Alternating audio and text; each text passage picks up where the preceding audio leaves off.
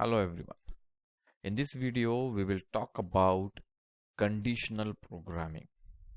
Till this point, we have made programs using the vehicle commands of Curious Mind, and we have driven vehicle in a predetermined patterns. That is not the situation in real life. However, we try to follow a predetermined path, we are faced with situations where we need to take decisions. Let's say we are going straight on a road and the road turns to left as well as right.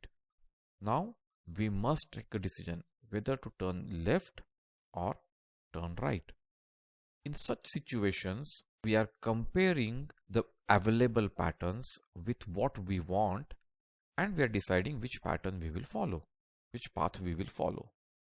And for that, in programming, we use a construct called if-else.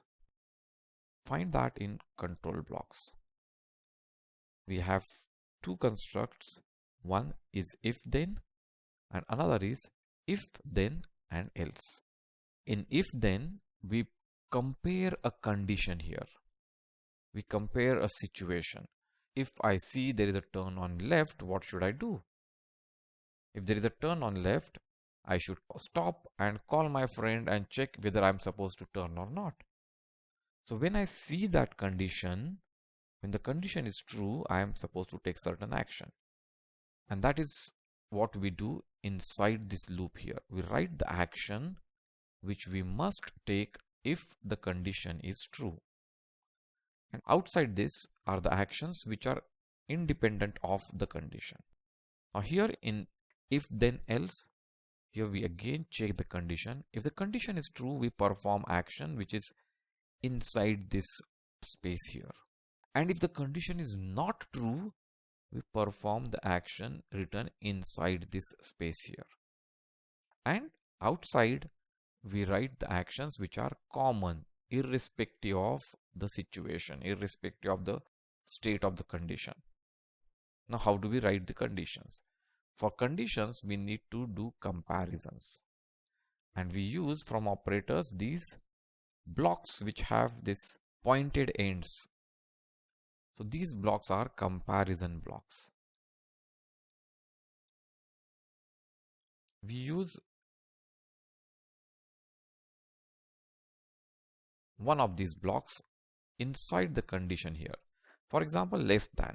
Now if I have a numerical condition, I can check if the number which I am getting is less than the number which I expect. For example, if I'm talking about marks, if the marks are less than 35, then student should be marked as failed. Or if we talk about robotics, we are reading a value of a sensor, analog sensor. If the value is less than a certain value, I take some action. So whenever the conditions are numerical, we use these blocks.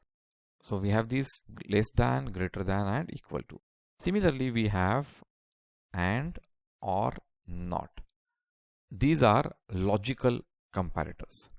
So here we have more than one condition, and we want to ensure that both the conditions are met. The AND operator checks if both the conditions are returning true value.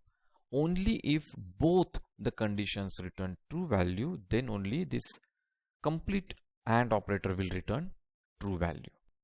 Whereas in the OR, if we have two or more than two conditions, and even if one condition is true, the entire OR operator will give a true value. In the NOT, the value of the condition is true, the NOT operator's value will be false. And the value of your condition is false, the NOT operator's condition will be true. So these are the comparison operators which we use when we are using the conditional construct if then else. We must understand that if then or if then else, these are simple constructs, they are not loops. And hence when we are using them in our program and we want the situation to be compared, for example, I'm using it for sensor. The sensor must continuously sense the surrounding. So it should continuously check, continuously compare. So when it needs to continuously compare, we need to put the if then or if then else inside a forever loop. That is very important. If we don't put inside the forever loop, this will only compare it once. And then it will carry out the normal action which is after the if then. So in robotics programming, most of the times what we need to do is we need to put this if then construct inside the forever loop, so that it compares or it continuously checks for the condition. That is about the conditional programming for robotics. In our next video, we will see some key considerations for writing a conditional program or a sensor program using conditional blocks.